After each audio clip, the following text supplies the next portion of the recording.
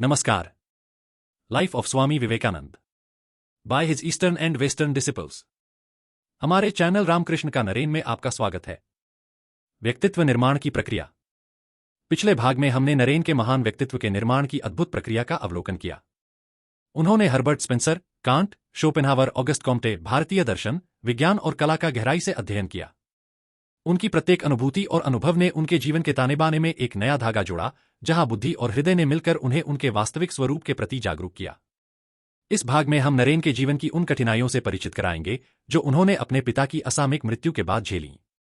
नरेंद्र ने कई कठिन परिस्थितियों का सामना किया, जिनमें उन्हें कई बार भूखा भी रहना पड़ा, लेकिन अपने परिवार के प्रति जिम्मेदारी का निर्वाह किया। नरेंद्र ने गरीबी और सामाजिक कठिनाइयों के बीच भी अपनी आंतरिक शक्ति को बनाए रखा।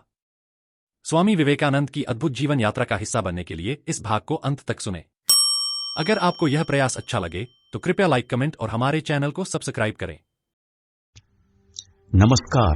Life of Swami Vivekananda by his eastern and western disciples. संघर्ष एवं कठिनाइयां, एपिसोड 19। पिछले भाग के अंत में हमने पढ़ा कि धीरे धीरे नरेन का विरोध पूर्ण समर्पण में समाप्त हो गया। नरेन के धर्मांतरण और ज्ञानोदय का आंतरिक इतिहास इतना सूक्ष्म है कि उसका वर्णन नहीं किया जा सकता।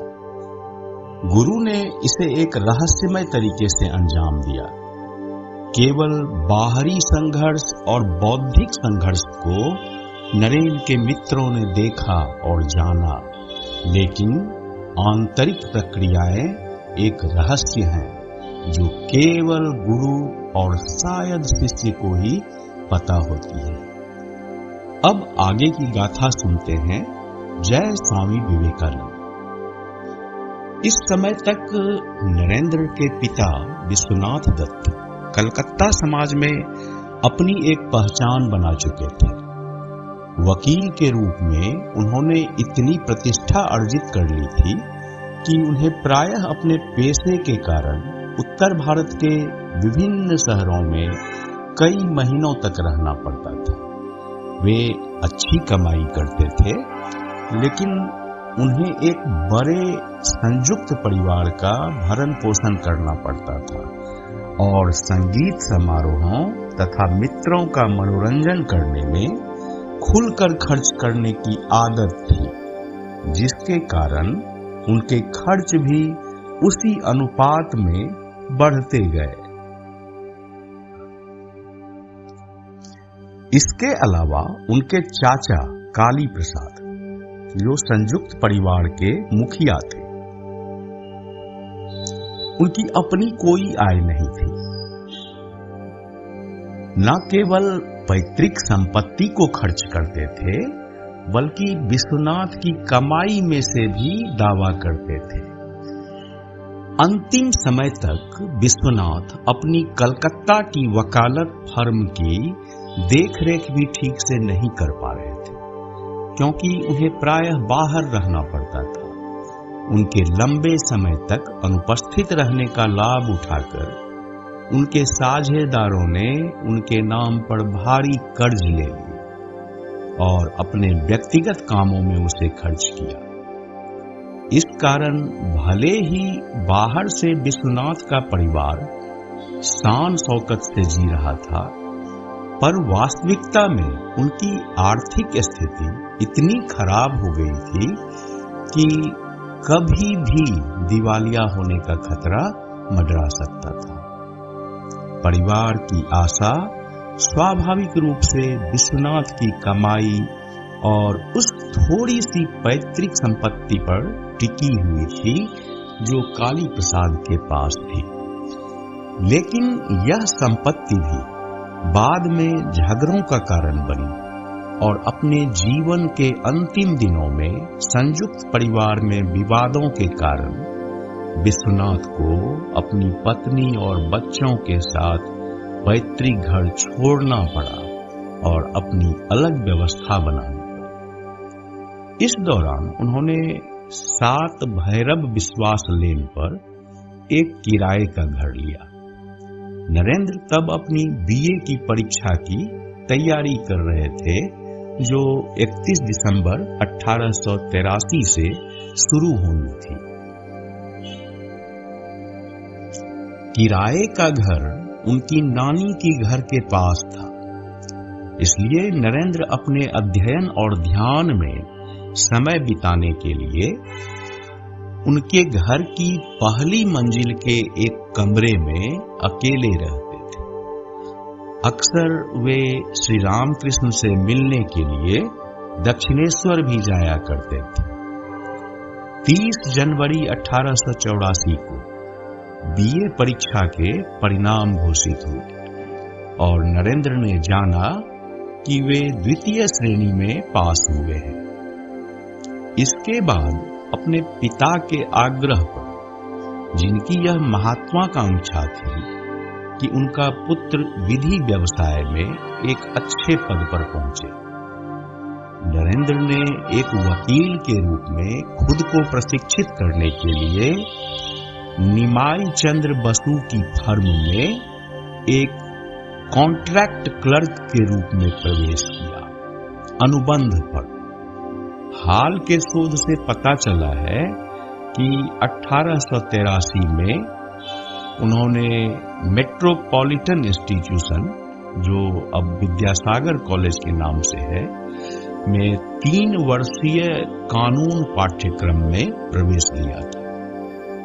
यह उनके स्नातक होने से 1 वर्ष पहले की बात है और उस समय यह एक आम प्रथा थी। ऐसा कहा जाता है कि नरेंद्र का इंग्लैंड जाकर कानून की पढ़ाई पूरी करने का इरादा था और उनके पिता ने भी इस प्रस्ताव को मंजूरी दे दी थी, लेकिन यह संभव नहीं हो पाया क्योंकि उनके पिता का अचानक निधन हो गया। अपने भविष्य के कैरियर को देखते हुए विश्वनाथ ने नरेंद्र को फ्रीमेसन बनवाया। फ्रीमेसन एक संगठन होता था जो नैतिकता और व्यक्तिगत विकास पर जोर देता था और इसके सदस्यों को फ्रीमेसन कहा जाता था। इसका इतिहास 16वीं और 17वीं सदी में यूरोप में शुरू हुआ। यह एक गोपनीय संगठन माना जाता है जो विभिन्न सामाजिक, धार्मिक और राजनीतिक पृष्ठभूमियों से लोगों को एक साथ लाता है। इसका एक प्रमुख पक्ष मेसोनिक लॉज है, जो एक स्थान है जहां फ्रीमेसन एकत्र होते हैं। यहाँ नियमित बैठकें होती हैं। सदस्य अपने नैतिक और आध्यात्मिक विकास पर चर्चा करते हैं। इनके कुछ सिद्धांत भी हैं: भाईचारा, नैतिकता, गोपनीयता, व्यक्तिगत विकास। तो नरेन को उनके पिता ने भी फ्रीमेसन बनाना चाहा। फ्रीमेसनरी को अक्सर अटकलों से जोड़ा जाता है, लेकिन इसके समर्थक इसे एक सकारात्मक संगठन मानते हैं जो समाज में नैतिकता और भाईचारे का प्रचार करता है। क्योंकि तब तक नरेंद्र की उम्र न्यूनतम सीमा 21 को छू चुकी थी, 19 फरवरी 1884 को उन्होंने anchor and hope lodge number 234, अब grand lodge of India number 1 के रूप में है, उसमें सदस्यता ग्रहण की। उन दिनों शिक्षित भारतीयों, विशेष रूप से वकीलों, न्यायाधीशों और सरकारी अधिकारियों के बीच फ्रीमेसन बनने का प्रचलन था। विश्वनाथ के मित्र, उस समय के प्रसिद्ध अधिवक्ता W.C. बनर्जी, निमाई चंद्र बसु इस लॉज के सक्रिय सदस्य थे। जब नरेंद्र के चाचा ने विश्वनाथ से पूछा कि वे नरेंद्र को फ्रीमेसन क्यों बनाना चाहते, तो उन्होंने उत्तर दिया कि यह उनके भविष्य में सहायक होगा। और सच में इससे नरेंद्र को सहायता मिली। जब स्वामी विवेकानंद के रूप में नरेंद्र 1894 में अमेरिका में कठिन दिनों का सामना कर रहे थे, तब मिस्टर जीसी कॉर्नर, जो 1884 में कलकत्ता में एंकर एंड होप लॉज में इंग्लिश वर्क में उनकी परीक्षा ले चुके थे, उन्होंने शिकागो के कुछ फ्री मेसन सदस्यों को परिचय पत्र दिए ताकि स्वामी जी को समान आदर मिल सके जैसा कि मिस्टर कॉर्नर को भारत में मिला था। मेसोनिक लॉज में शामिल होने के बाद नरेंद्र ने 5 अप्रैल 1884 को उनकी परीक्षा उत्तीर्ण की और 20 मई को उसी वर्ष मास्टर मेसन की सर्वोच्च डिग्री प्राप्त की। संभवतः आर्थिक कठिनाइयों और उनके जीवन में आए परिवर्तनों के कारण उन्होंने जल्द ही फ्री मेसनरी को छोड़ दिया। विश्वनाथ की इच्छा थी कि उनका पुत्र विवाह करे, लेकिन अजीब बात थी, जब भी विवाह का विषय उठता कुछ अप्रत्याशित समस्या सामने आ जाती या परिस्थितियां ऐसी हो जाती कि उस समय के लिए यह विचार छोड़ना पड़ता। श्री रामकृष्ण नरेंद्र के विवाह के सख्त खिलाफ थे। उन्होंने मां काली से प्रार्थना की थी कि नरेंद्र का विवाह कभी न हो। उनका मानना था कि नरेंद्र का जन्म किसी एक व्यक्ति के प्रेम में पड़ने या परिवार बसाने के लिए नहीं हुआ, बल्कि आत्माओं के उद्धार के लिए हुआ है। जब भी विवाह की बातचीत असफल होती, श्री रामकृष्ण को बहुत राहत मिलती। हालांकि इन सब के बावजूद नरेंद्र के पिता ने एक प्रभावशाली और धनी कलकत्ता परिवार में बातचीत कर ली, जो न केवल अच्छा दहेज देने को तैयार था, बल्कि नरेंद्र को सिविल सर्विस की परीक्षा देने के लिए इंग्लैंड भेजने को भी तैयार था। लेकिन नरेंद्र ने इसका विरोध किया और पिता के अचानक निधन के कारण यह विवाह भी संभव नहीं हो पाया। अब नरेंद्र पूरी तरह से स्वतंत्र हो गए। उनका अविवाहित रहने का संकल्प अडिग था। ब्रह्मचर्य का आदर्श उनके लिए एक सिद्धांत बन गया, क्योंकि उनकी पवित्रता के प्रति लगन और भी प्रबल होती गई। जब उनके परिवार के सदस्य बार बार उन्हें विवाह के लिए कहने लगे, तो उन्होंने आक्रोश में कहा, क्या तुम मुझे डुबा देना चाहते हो? एक बार विवाह हो गया तो सब समाप्त हो जाएगा। नरेंद्र अक्सर अपने दोस्तों से सन्यासी जीवन की महिमा की बात किया करते थे। उनके मित्र इसे समझ नहीं पाते थे और उन्हें सांसारिक जीवन की ओर आकर्षित करने का प्रयास करते थे। एक मित्र ने कहा, क्यों न एक निश्चित योजना पर काम शुरू करो नरेंद्र। अगर तुम दुनिया के अवसरों पर अधिक ध्यान दो तो तुम्हारे पास एक शानदार कैरियर हो सकता है। इस पर नरेंद्र ने कंधे उचकाते हुए जवाब दिया कि उन्होंने कभी ख्याति, पद, लोकप्रियता, साथ ही धन और शक्ति की कामना की थी, लेकिन चिंतन करने पर उन्हें एहसास हुआ कि मृत्यु आती है और सब कुछ निगल जाती है। फिर ऐसी महानता क्यों स्थापित की जाए जिसे मृत्यु मिटा सकती है? सन्यासी का जीवन वास्तव में महान है, क्योंकि वह मृत्यु की शक्ति को चुनौती देता है। वह एक अचल सत्य की खोज करता है, जबकि संसार परिवर्तनशील और बदलने के अधीन चीजों से भरा है। मित्रों को उनकी बात पर विश्वास नहीं हुआ। उनमें से एक ने कहा, मुसीबत यह है कि नरेंद्र एक ऐसे बूढ़े व्यक्ति से मिले हैं जो गंगा तट पर स्थित दक्षिणेश्वर के काली मंदिर के मैदान में साधना और सन्यासी का जीवन बिताते हैं। वे हमेशा ध्यान में रहते हैं, ईश्वर की बात करते हैं और संसार के बारे में कुछ नहीं जानते। यह व्यक्ति नरेंद्र की सभी महत्वाकांक्षाओं को उलझा रहा है। वह नरेंद्र के मन को सांसारिक मामलों से दूर कर रहा है और उसके भविष्य को बर्बाद कर रहा है। इस बूढ़े का नाम रामकृष्ण परमहंस है। नरेंद्र, अगर तुम्हारे पास समझ है तो उनसे मिलना छोड़ दो। यह तुम्हारी पढ़ाई में रुकावट डाल रहा है और अगर तुमने दक्षिणेश्वर जाना जारी रखा तो तुम्हारा पूरा भविष्य बर्बाद हो जाएगा। तुम्हारे पास महान प्रतिभा है। अगर तुम ठान लो और दक्षिणेश्वर जाना छोड़ दो तो तुम कुछ भी प्राप्त कर सकते हो।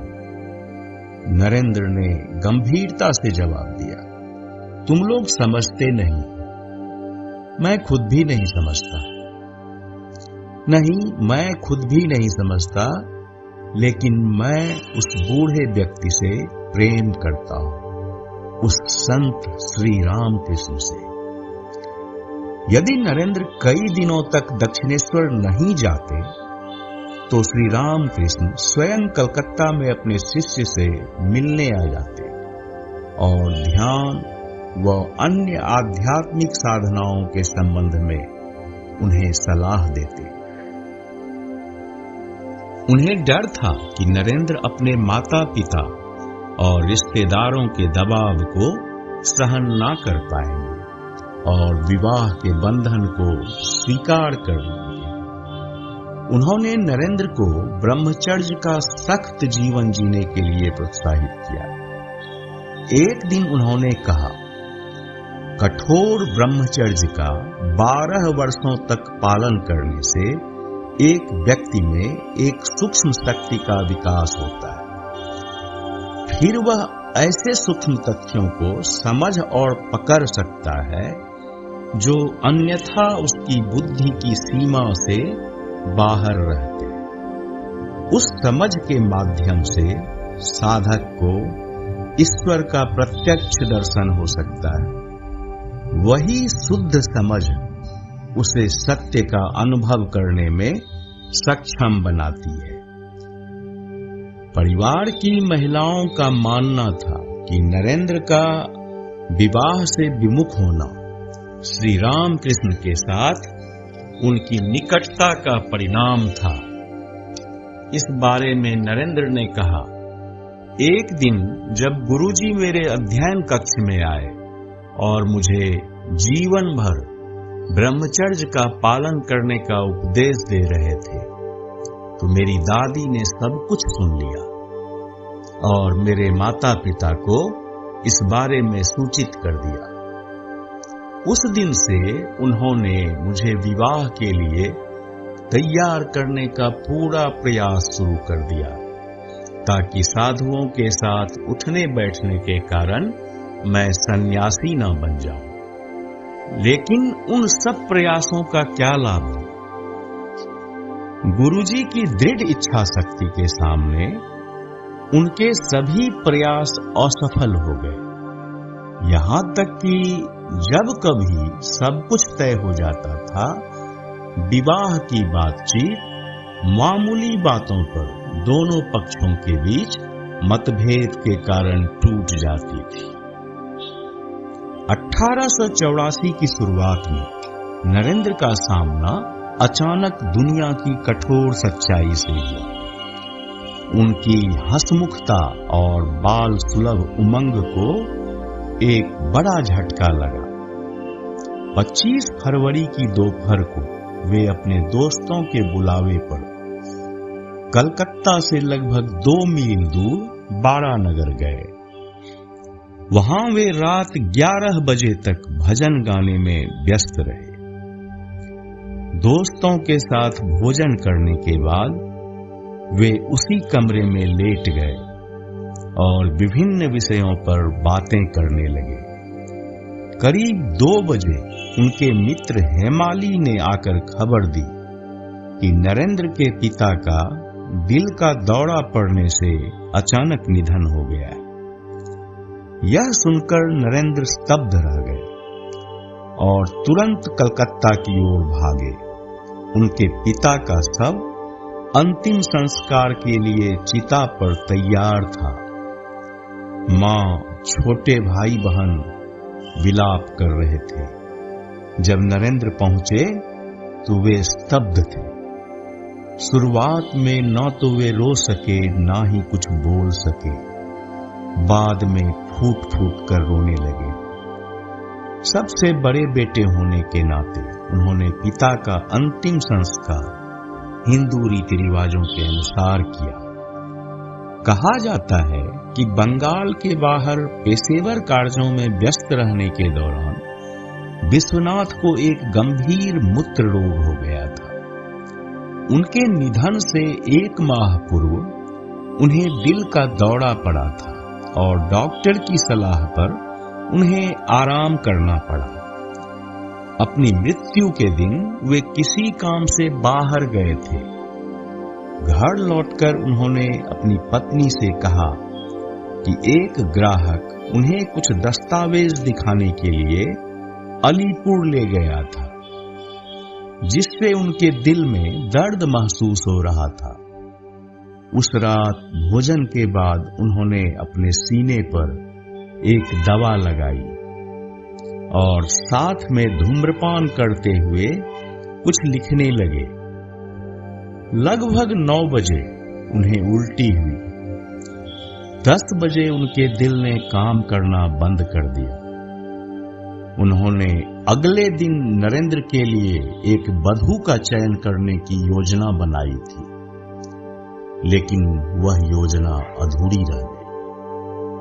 विश्वनाथ की अचानक मृत्यु ने पूरे परिवार को एक बेहद कठिन परिस्थिति में डाल दिया, क्योंकि वे ही एकमात्र कमाने वाले सदस्य थे और इसके अलावा उनकी आदत हमेशा कमाई से अधिक खर्च करने की थी। जल्दी ही लेनदारों ने दरवाजे पर दस्तक देना शुरू कर दिया। नरेंद्र की कोई आय नहीं थी, फिर भी उन्हें 7-8 लोगों का भरण पोषण करना था। कठिनाइयों के दिन आ गए। आरामदायक जीवन से अचानक नरेंद्र भयंकर गरीबी में फेंक दिए गए। कई बार उन्हें भूखमरी का सामना करना पड़ा। बाद में उन्होंने उन भयानक दिनों को भुलाने की कोशिश की, लेकिन असफल रहे। वे दिन इतने अंधकारमय थे, दुखों के बादल इतने घने थे। फिर भी असली व्यक्ति वही है जो मुसीबतों का साहस और ऊर्जा के साथ सामना करे। वही अपनी आत्मा का नायक होता है। नरेंद्र ने ऐसा ही किया। उन्होंने बीए की परीक्षा पास की और कानून की पढ़ाई कर रहे थे। कॉलेज में वे सबसे गरीब छात्रों में से एक थे। जूते उनके लिए विलासिता बन गए थे। उनके कपड़े सबसे साधारण कपड़े से बने होते थे। कई बार वे बिना खाए कक्षा में जाते थे। भूख और कमजोरी के कारण अक्सर उन्हें चक्कर आ जाते। कभी कभी उनके दोस्त उन्हें अपने घर खाने के लिए बुलाते। वे उनके साथ खुश होकर घंटों बातें करते, लेकिन जब खाना परोसा जाता तो उनके घर की दुर्दशा की छवि उनके सामने आ जाती और वे खाने से खुद को रोक लेते। वे यह बहाना बनाकर निकल जाते कि उन्हें कहीं और जल्दी जाना है। घर पहुंचने पर वे खुद कम से कम खाते ताकि बाकी लोगों को पर्याप्त मिल सके। 1902 में नरेंद्र के निधन के बाद मां भुवनेश्वरी ने उन बलिदानों की कई कहानियां बताई जो नरेंद्र ने उस समय उनके लिए किए थे। अक्सर वे यह बहाना बनाकर खाने से मना कर देते कि उन्होंने किसी मित्र के घर खा लिया है, जबकि सच्चाई यह होती कि वे घर में दूसरों को पूरा भोजन मिलने के लिए खुद खाना नहीं खाते थे। यह था इस युवा का चरित्र। इसके साथ ही वे अपनी सामान्य प्रसन्नता बनाए रखने का प्रयास करते थे और अपनी समस्याओं को हल्का दिखाते थे। दत्ता परिवार ने अपने स्वाभिमान के कारण अपनी दुर्दशा को छुपा रखा था। नरेंद्र के दोस्त जो कलकत्ता के संपन्न परिवारों से थे, शानदार बग्घियों में उन्हें सैर सपाटे के लिए ले जाते, यह सोचते हुए कि उनके शारीरिक दुर्बलता का कारण शायद उनके पिता की मृत्यु का गहरा दुख है। यह कभी ना समझते हुए कि उनके दुख का कारण इससे कहीं अधिक था। हालात और भी खराब हो गए जब जिन रिश्तेदारों पर विश्वनाथ ने कई तरह से उपकार किया था, वे अब उनके परिवार के शत्रु बन गए। उन्होंने परिवार को उनके पैतृक घर से भी वंचित कर दिया। एक दूर के आधार पर एक मामला बनाया गया, मामले को अदालत तक पहुंचाया गया। दरअसल विवाद विश्वनाथ के जीवन काल में ही शुरू हो गया था और उसी समय से उनका परिवार किराए के घर में रह रहा था। पिता की मृत्यु के बाद भी कुछ समय तक नरेंद्र उसी किराए के घर में रहे। बाद में वे अपनी नानी के घर 7 राम तनु बोस लेन चले गए। मुकदमेबाजी लंबे समय तक चली। यह नरेंद्र के लिए एक और झटका था।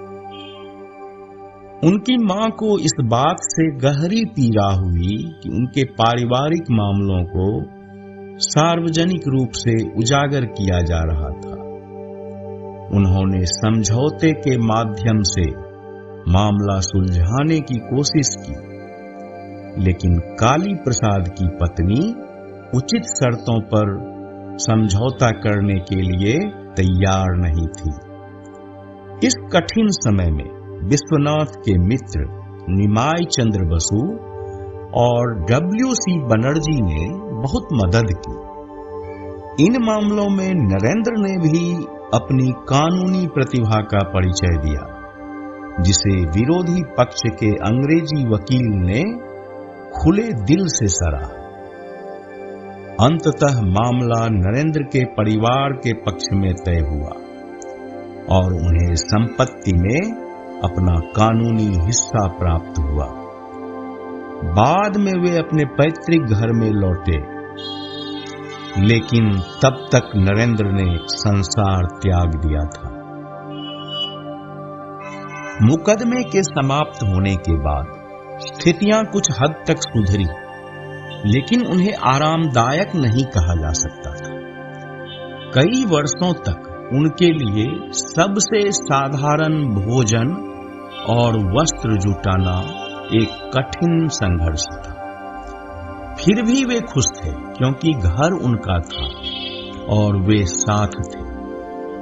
नरेंद्र ने परिवार का भरण पोषण करने के लिए हर संभव प्रयास किया।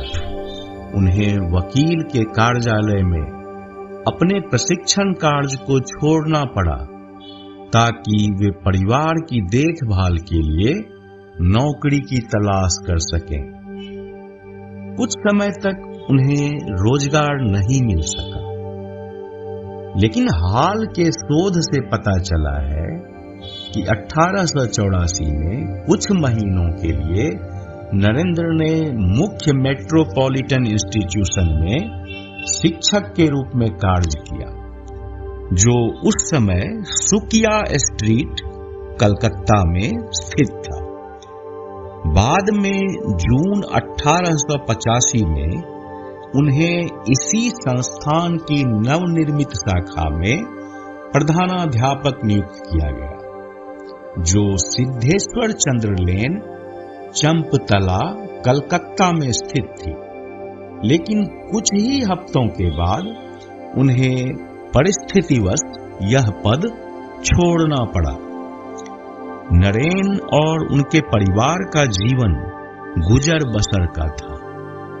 ऐसे क्षण भी आए जब वे निराश हो जाते, लेकिन वे इतने साहसी थे कि उन्होंने इसे कभी प्रकट नहीं होने दिया। बाद के कठिन समय में इन संघर्षों और कष्टों की यादें उन्हें शक्ति प्रदान करती, क्योंकि वे जानते थे कि वे इससे बुरे हालात का सामना कर चुके हैं और सफलतापूर्वक उनसे पार पा चुके हैं। मां और बेटे के बीच का संबंध इन कठिन परिस्थितियों के दौरान सैकड़ों गुना गहरा हो गया। इसके माध्यम से उनकी मां को यह अनुभव हुआ कि नरेन में वह गुण था जो उन्होंने अपने पिता में सराहा था, कभी भी हार ना मानने की दृढ़ता। यह कठिन दौर भुवनेश्वरी के चरित्र को और भी उजागर कर गया। स्वामी शारदानंद लिखते हैं, पति की मृत्यु के बाद कठिन समय में पड़कर भुवनेश्वरी ने अद्भुत धैर्य, शांति, संयम और परिस्थितियों में अचानक परिवर्तन के प्रति अनुकूलता दिखाई। जो महिला महीने में 1000 रुपये खर्च करने की आदी थी, उसे अब अपने बेटों, बेटियों और खुद का पालन करने के लिए केवल 30 रुपये मिलते थे। लेकिन वह एक दिन भी उदास नहीं दिखी। उन्होंने उस मामूली आय से अपने परिवार के सभी मामलों का इस तरह प्रबंधन किया कि जो लोग देख रहे थे उन्हें उनकी मासिक खर्च राशि अधिक लगती थी। यह सोचकर ही सिहरन होती है कि भुवनेश्वरी अपने पति की अचानक मृत्यु के बाद कितनी दयनीय स्थिति में पड़ गई थी। उनके पास अपने परिवार की जरूरतों को पूरा करने के लिए कोई निश्चित आय नहीं थी। फिर भी उन्हें अपनी बूढ़ी मां, बच्चों का पालन करना था जो ऐश्वर्य में बड़े हुए थे, और उनकी शिक्षा के खर्चों को भी उठाना था। उनके रिश्तेदार जो उनके पति की उदारता और प्रभाव से अच्छी जिंदगी जी रहे थे, अब अपनी स्वार्थी मनसाओं को पूरा करने के लिए अवसर खोज रहे थे। वे न केवल उनकी मदद करने के बजाय बल्कि उनके उचित अधिकारों से भी उन्हें वंचित करने पर तुले हुए थे। सबसे बड़े बेटे नरेंद्र, जिसमें कई अच्छे गुण थे, अपनी सर्वश्रेष्ठ कोशिशों के बावजूद विभिन्न तरीकों से नौकरी पाने में असफल रहे और दुनिया के प्रति उनकी सभी रुचियां खो गई, जिससे वह हमेशा के लिए संन्यास लेने के लिए तैयार हो रहे थे। जब हम सोचते हैं कि भुवनेश्वरी देवी ने इन कठिन परिस्थितियों में अपने कर्तव्यों का निर्वहन कैसे किया, तो स्वाभाविक रूप से उनके प्रति सम्मान और श्रद्धा का भाव उत्पन्न होता है। नरेंद्र अक्सर इस सब से अंधेरे समय के अनुभवों को अपने भाई सन्यासियों से साझा करते थे। स्वामी शारदानंद कहते हैं, शोक का समय समाप्त होने से पहले ही मुझे नौकरी की तलाश में जाना पड़ा। भूखे और नंगे पैर मैं आवेदन लिए कड़ी धूप में एक कार्यालय से दूसरे कार्यालय की ओर भटक रहा था। कभी कभी कुछ करीबी दोस्त जो मेरी कठिनाइयों के प्रति सहानुभूति रखते थे, मेरे साथ होते थे, लेकिन हर जगह दरवाजा मेरे चेहरे पर बंद हो जाता था। यह जीवन की वास्तविकता का पहला अनुभव मुझे यह समझाने के लिए पर्याप्त था कि निस्वार्थ सहानुभूति इस दुनिया में एक दुर्लभ वस्तु है। कमजोर, गरीब और बेसहारा लोगों के लिए इसमें कोई जगह नहीं। मैंने देखा कि जो लोग कुछ दिन पहले मेरी किसी भी प्रकार से मदद करने पर गर्व महसूस करते थे, वे अब मुंह मोड़ चुके थे, हालांकि उनके पास स्वयं के लिए पर्याप्त था। यह सब देखकर दुनिया कभी कभी मुझे शैतान की कृति लगने लगती थी। एक दिन थका हुआ, पांव में छाले पड़े हुए, मैंने मैदान पर ऑक्टरलोनी स्मारक, वर्तमान में शहीद मीनार, उसकी छांव में बैठ गया। उस दिन मेरे साथ एक या दो दोस्त थे, या शायद वहां संजोग से मिले। उनमें से एक ने मुझे सांत्वना देने के लिए गाया, यहां हवा चल रही है, ब्रह्म का श्वास, उसकी कृपा प्रत्यक्ष है। यह मेरे सिर पर एक भयानक वार और आघात जैसा लगा। मैंने अपनी मां और भाइयों की असहाय स्थिति को याद किया और गहरी पीड़ा और निराशा में अभिभूत होते हुए कहा, क्या आप कृपया अपना गाना बंद कर सकते हैं? ऐसी बातें उन लोगों के लिए सुखद हो सकती हैं जो चांदी के चम्मच के साथ पैदा हुए हैं, जिनके घर में भूखे नहीं हैं। हाँ, एक समय था जब मैं भी ऐसा ही सोचता था, लेकिन आज जीवन के कठोर तथ्यों के सामने यह भयानक मजाक लगता है। मेरे दोस्त को चोट लगी। वह उस गंभीर दुख को कैसे समझ सकता था जिसने ये शब्द मेरे मुंह से निकाले। कभी कभी जब मुझे पता चलता कि परिवार के लिए आवश्यक सामग्री नहीं है और मेरी जेब खाली है, तो मैं अपनी मां को दिखाने के लिए यह कहता कि मुझे बाहर खाने का निमंत्रण मिला है, और वास्तव में बिना भोजन के रह जाता। आत्मसम्मान के कारण मैं दूसरों के सामने सच्चाई का खुलासा नहीं कर सकता था।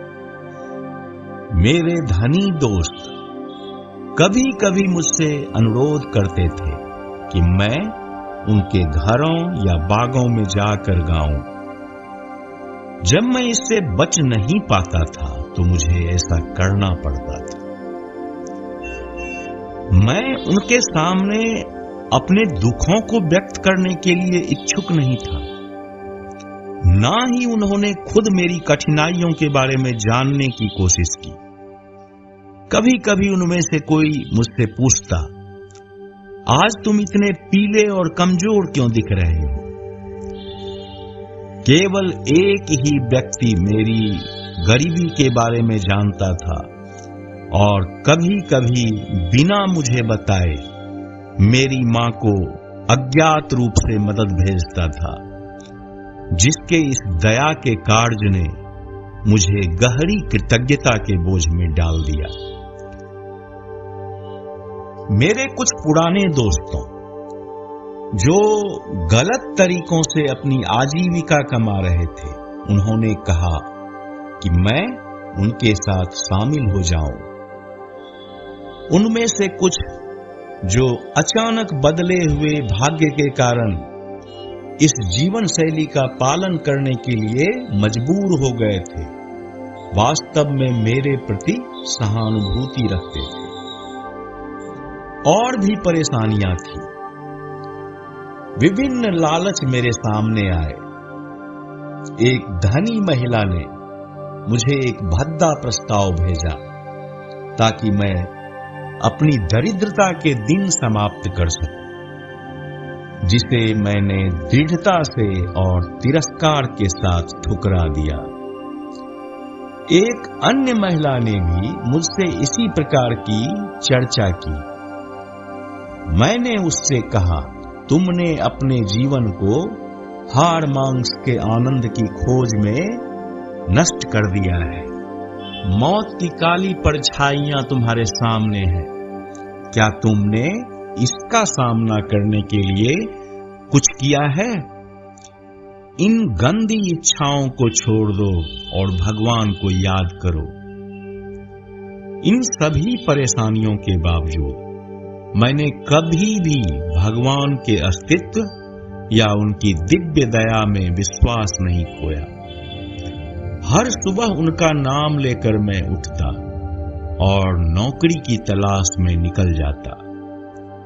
एक दिन मेरी मां ने मुझे सुना और कटुता से कहा, चुप रहो बेवकूफ, तुम बचपन से भगवान के लिए गला फाड़ कर रो रहे हो और उन्होंने तुम्हारे लिए क्या किया है? मैं चोटिल हो गया। मेरे मन में संदेह ने जन्म लिया। क्या वास्तव में भगवान है? मैंने सोचा, और अगर हैं तो क्या वे वास्तव में मानव की प्रार्थना सुनते हैं? तो फिर मेरे अनुरोधों का कोई उत्तर क्यों नहीं है? उनके कृपालु साम्राज्य में इतना दुख और दर्द क्यों है? दयालु भगवान के क्षेत्र में शैतान का राज क्यों है? पंडित ईश्वर चंद्र विद्यासागर के शब्द, अगर भगवान अच्छे और कृपालु हैं, तो फिर क्यों लाखों लोग अकाल के समय में मुट्ठी भर भोजन के लिए मर जाते हैं? मेरे कानों में व्यंग की तरह गूंजे। मैं भगवान से नाराज था। यही वह क्षण था जब संदेह मेरे हृदय में प्रवेश करने के लिए सबसे अनुकूल गति पा चुका था। यह मेरे स्वभाव के खिलाफ था कि मैं कुछ भी गुप्त रूप से करूं। इसके विपरीत यह बचपन से एक आदत थी कि मैं दूसरों से अपने विचारों को छिपाने से डरता नहीं था। इसलिए यह अब मेरे लिए स्वाभाविक था कि मैं दुनिया को यह साबित करने के लिए आगे बढ़ूं कि भगवान एक मिथक है, या यदि वे वास्तव में मौजूद हैं तो उन्हें पुकारना व्यर्थ है। जल्द ही यह खबर फैल गई कि मैं एक नास्तिक हूं और मुझे पीने में या यहां तक कि वेश्यालयों में भी जाने में कोई शर्म नहीं है। इस अमान्य कलंक ने मेरे दिल को और भी कठोर कर दिया। मैंने खुलकर यह घोषित किया, इस दुखी दुनिया में एक व्यक्ति के लिए कुछ राहत पाने के लिए किसी भी चीज का सहारा लेना कोई बुरा नहीं है। न केवल यह, बल्कि अगर मैं इस रास्ते की प्रभावशीलता को एक बार मान लूं तो मैं किसी के डर से पीछे नहीं हटूंगा। गुरुदेव और उनके भक्तों के कानों में इस मामले की एक गलत रिपोर्ट पहुंच गई। इनमें से कुछ ने संकेत दिया कि वे कम से कम कुछ अफवाहों पर विश्वास करते हैं। यह जानकर कि वे मुझे इतना नीच समझ सकते हैं, मेरे दिल में गर्व का आघात लगा। एक उत्तेजित मानसिकता में मैंने उन्हें यह समझाने की कोशिश की कि नरक के डर से भगवान में विश्वास करना कायरता है, और उनके अस्तित्व या अभाव पर उनसे बहस की कई पश्चिमी दार्शनिकों को समर्थन में उद्धृत किया। परिणाम यह हुआ कि उन्होंने मुझसे विदाई ली, यह विश्वास करते हुए कि मैं पूरी तरह से खो चुका हूं। और मैं खुश था जब मैंने सोचा कि शायद रामकृष्ण भी ऐसा ही सोचेंगे, तो मेरा दिल गहरे से आहत हुआ। कोई बात नहीं, मैंने अपने आप से कहा, अगर किसी व्यक्ति की अच्छी या बुरी राय ऐसी कमजोर नींव पर टिकी हो तो मुझे कोई फर्क नहीं पड़ता। बाद में मुझे यह सुनकर आश्चर्य हुआ कि मास्टर ने पहले इस रिपोर्ट को ठंडे तरीके से लिया, बिना किसी तरीके से अपनी राय व्यक्त की। लेकिन जब उनके प्रिय शिष्यों में से एक भावना ने उनके सामने आंसू भरी आंखों से कहा, सर, मैं यह सोच भी नहीं सकता था कि नरेंद्र इतनी नीचता पर गिर जाएगा, तो वे क्रोधित हो गए और कहा, चुप रहो बेवकूफ, माता ने मुझसे कहा है कि ऐसा कभी नहीं हो सकता।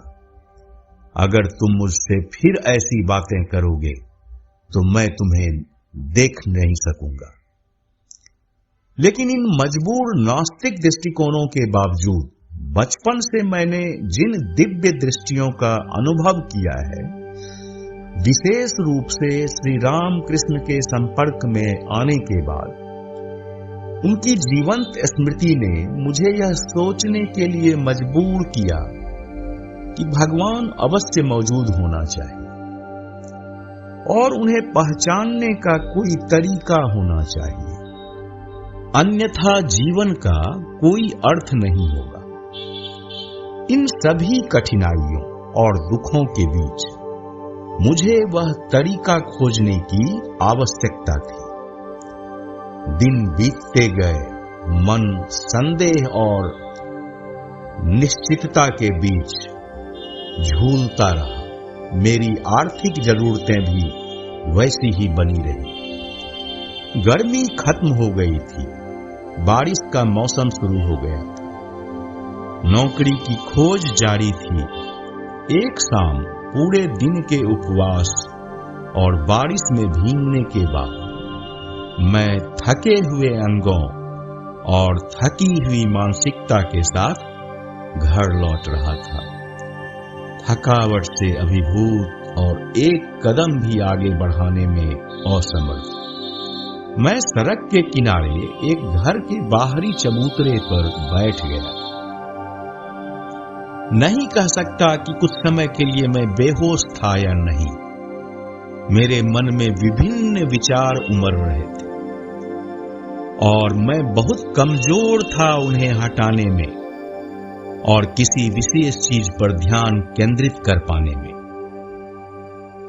अचानक मुझे ऐसा लगा जैसे किसी दिव्य शक्ति के द्वारा मेरी आत्मा के आवरण एक एक करके हटा दिए जा रहे हैं। मेरा सभी पूर्व संदेह, जो दिव्य न्याय और दया के सह अस्तित्व और सुखदायक प्रावधान में दुख की उपस्थिति को लेकर थे, स्वचालित रूप से दूर हो गए।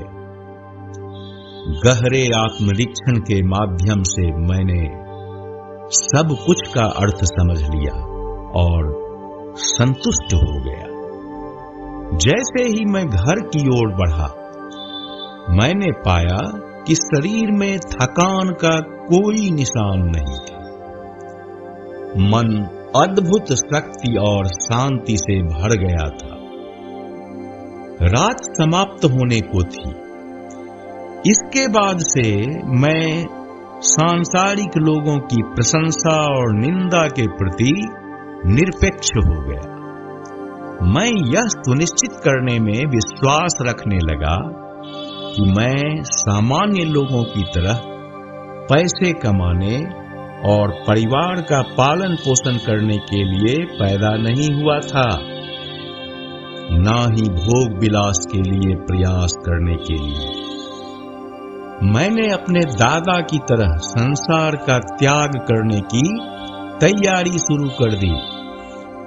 मैंने इसके लिए एक दिन तय किया और यह सुनकर खुश हुआ कि मास्टर उसी दिन कलकत्ता आने वाले हैं। मैं अपने गुरु के आशीर्वाद के साथ संसार को छोड़ दूंगा।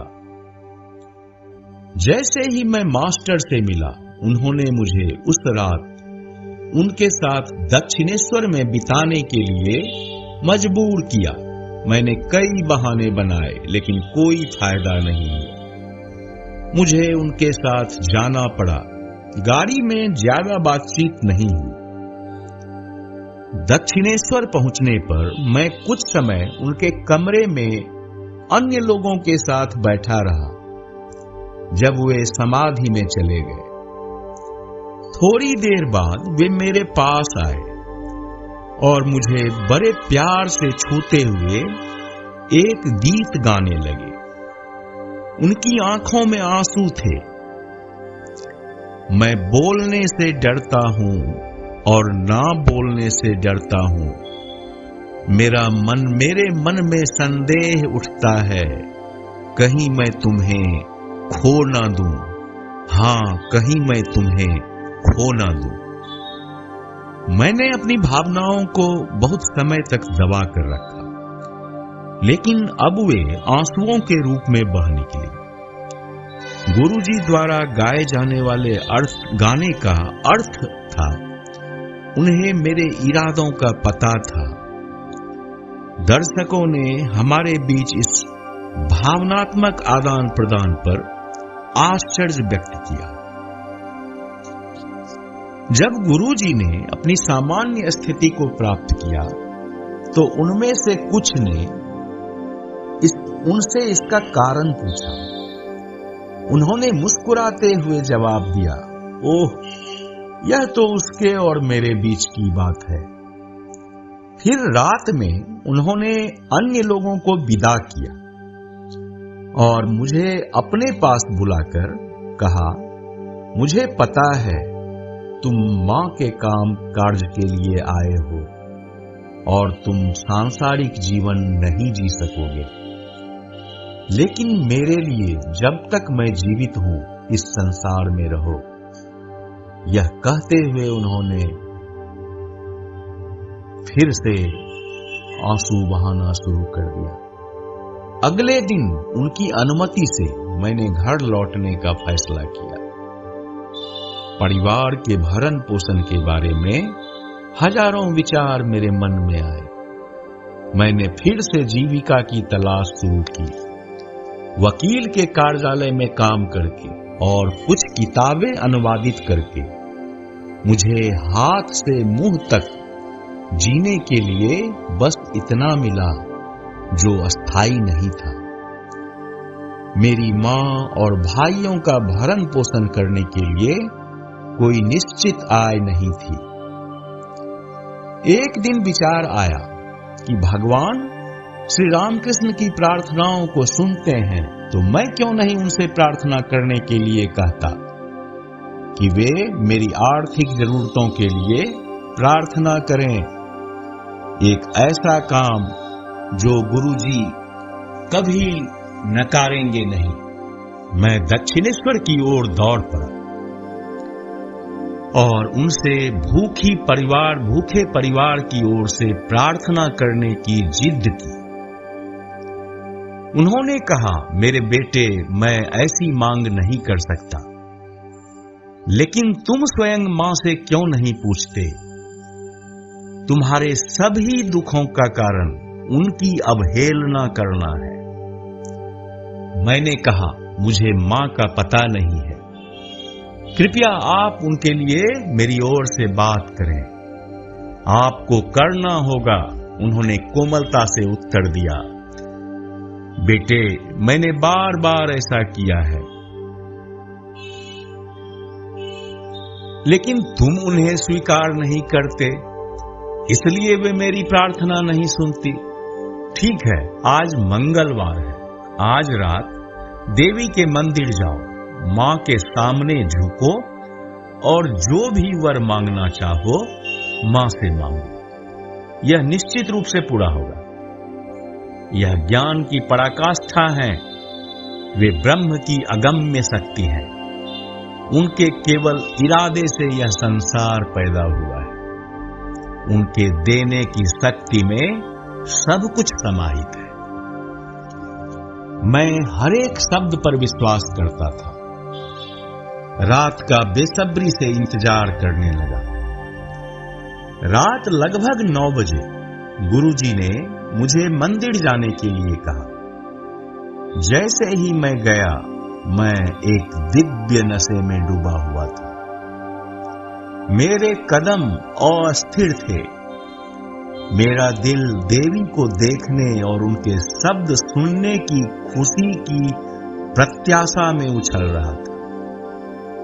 मैं केवल इस विचार से भरा हुआ था। जब मैं मंदिर पहुंचा और मूर्ति पर नजर डाली, तो मैंने वास्तव में पाया कि देवी मां जीवित और सचेत थी। दिव्य प्रेम और सुंदरता का निरंतर स्रोत। मैं भक्ति और प्रेम की उफान में बह गया। खुशी के उन्माद में मैंने बार बार मां के सामने प्रणाम किया, प्रार्थना की, मां मुझे विवेक दो, त्याग दो, ज्ञान और भक्ति दो। यह वरदान दो कि मैं तुम्हें निरंतर देख सकूं। मेरे मन में एक शांति का वातावरण था। दुनिया भुला दी गई थी। केवल देवी मां मेरे दिल में चमक रही थी। जैसे ही मैं लौट कर आया, गुरुजी ने मुझसे पूछा कि क्या मैंने अपनी मां से सांसारिक जरूरतों के लिए प्रार्थना की।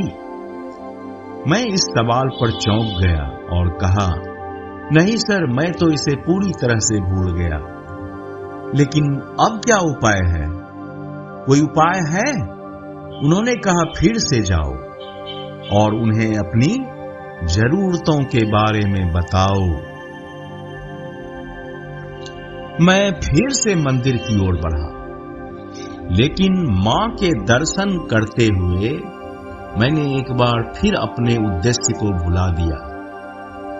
बार बार उनके सामने झुका, केवल प्रेम और भक्ति के लिए प्रार्थना की। गुरुजी ने पूछा, क्या मैंने दूसरी बार यह किया? मैंने उन्हें जो हुआ बता दिया। उन्होंने कहा, कैसे लापरवाह हो तुम? क्या तुम अपने आप को उन कुछ शब्दों को कहने से रोक नहीं सकते थे? एक बार फिर कोशिश करो और उन्हें यह प्रार्थना करो, जल्दी करो। मैं तीसरी बार गया, लेकिन जब मंदिर में प्रवेश किया तो एक भयानक शर्म ने मुझे घेर लिया। मैंने सोचा, मैं मां से किस बात के लिए प्रार्थना करने आया हूं? यह तो एक कृपालु राजा से सब्जियां मांगने जैसा है। मैं कितना मूर्ख हूं।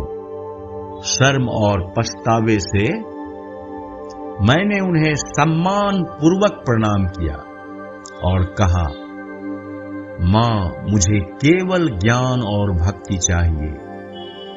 मंदिर से बाहर आते हुए मैंने समझा कि यह सब गुरुजी की इच्छा के कारण हो रहा था। अन्यथा मैं अपने उद्देश्य में 3 बार कैसे विफल हो सकता था।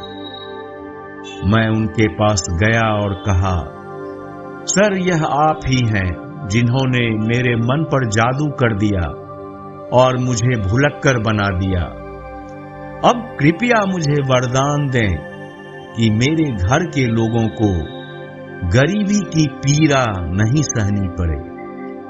उन्होंने कहा, ऐसी प्रार्थना मेरे मुंह से कभी नहीं निकलती। मैंने कहा था कि तुम अपने लिए प्रार्थना करो, लेकिन तुम यह नहीं कर सके। ऐसा लगता है कि तुम्हें सांसारिक सुख का आनंद लेने का तुम्हारा भाग्य ही नहीं। खैर, मैं इसमें कुछ नहीं कर सकता।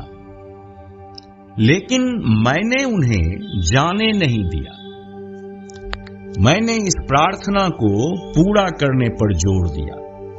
अंततः उन्होंने कहा, ठीक है, तुम्हारे घर के लोग कभी भी साधारण भोजन और वस्त्रों की कमी नहीं महसूस करेंगे।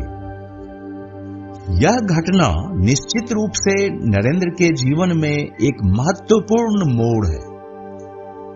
इससे पहले उन्होंने भगवान के मातृत्व के महत्व को नहीं समझा था। मूर्ति पूजा के प्रति केवल तिरस्कार मन में था।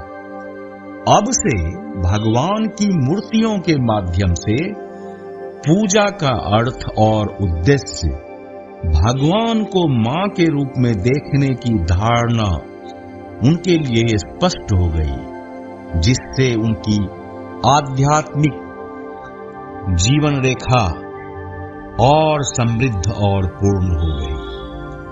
श्री रामकृष्ण इस परिवर्तन से बहुत प्रसन्न थे। यह घटना वैकुंठनाथ सान्याल, जो गुरुजी के एक अन्य भक्त थे, उनके द्वारा अगली सुबह दक्षिणेश्वर की यात्रा के विवरण को पुष्ट करती है।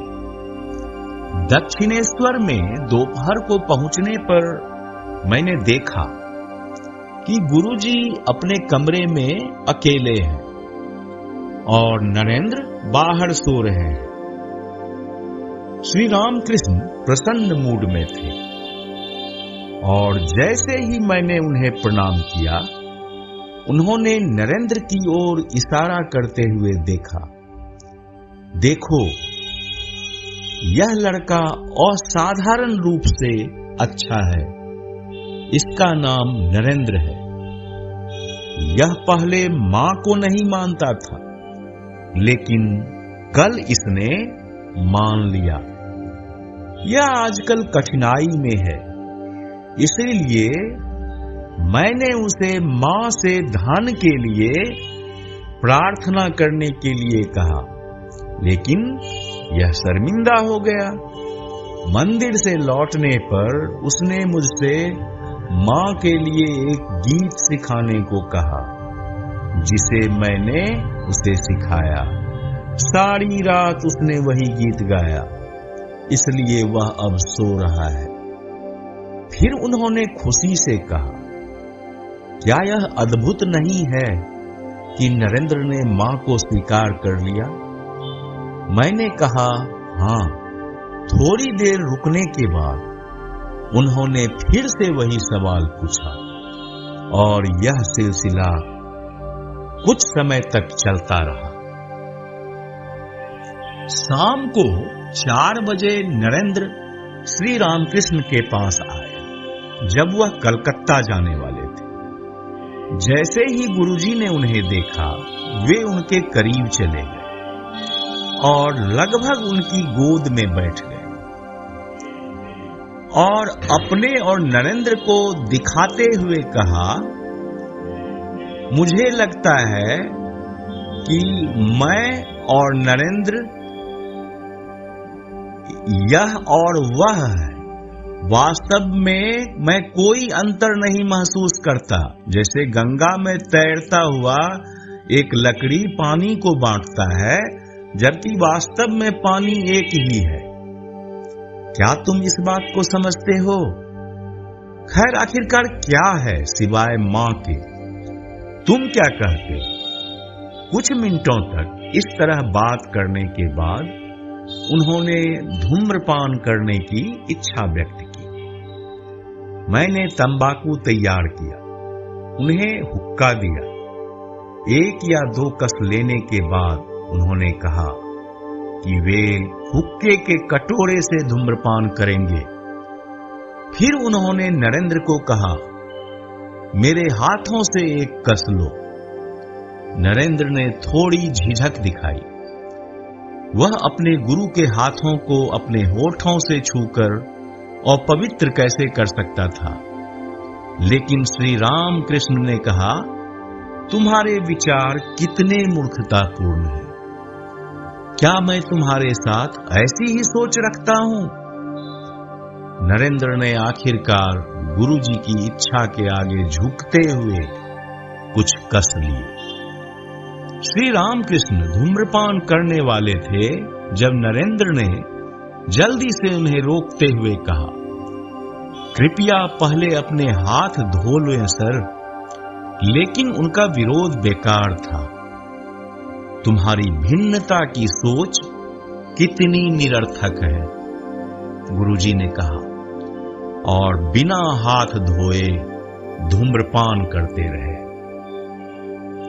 इस बीच वह एक उत्तेजित अवस्था में बातें करते रहे। मैंने देखा कि श्री रामकृष्ण, जो पहले किसी भोजन को नहीं ले सकते थे, यदि उसका कोई हिस्सा पहले किसी और को दिया गया हो, नरेंद्र के मामले में यह सब अपवाद बन चुका था। यह मुझे नरेंद्र के प्रति उनके प्रेम और उनके साथ अपनी निकटता की भावना का अनुभव कराता है। रात के लगभग 8 बजे वे फिर से अपनी सामान्य अवस्था में थे जब नरेंद्र और मैंने उनसे विदा ली और कलकत्ता की ओर चल दिए। इसके बाद नरेंद्र अक्सर कहा करते थे कि श्री राम कृष्ण एकमात्र ऐसे व्यक्ति हैं जिन्होंने मुझसे पहली मुलाकात के बाद मुझ पर लगातार विश्वास किया, जबकि मेरे माता पिता और भाइयों ने ऐसा नहीं किया। यह उनका अडिग विश्वास और प्रेम था जिसने मुझे उनसे हमेशा के लिए जोड़ दिया। वह ही थे जो दूसरों को सच्चे प्रेम से जानने में सक्षम थे। दुनियावी लोग केवल स्वार्थी उद्देश्यों के लिए प्रेम का प्रदर्शन करते हैं। जय स्वामी विवेकानंद।